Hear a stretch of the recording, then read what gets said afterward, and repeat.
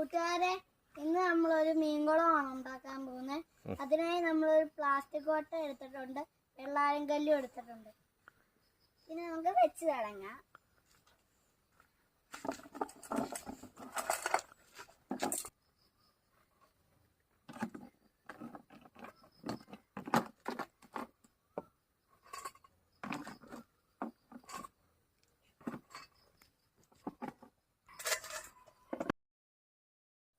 കൂട്ടുകാരെ, ഇനി ഈ കുഞ്ഞിക്കുളത്തിൽ നമ്മൾക്ക് വെള്ളം നിറയ്ക്കാം.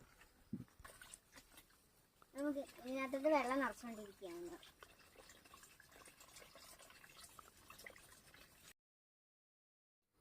നമ്മൾ മീനുകളെല്ലാം ഇട്ടു. അങ്ങനെ നടക്കുന്നത് കാണാനും നല്ല രസങ്ങളൊക്കെ ഉണ്ട്.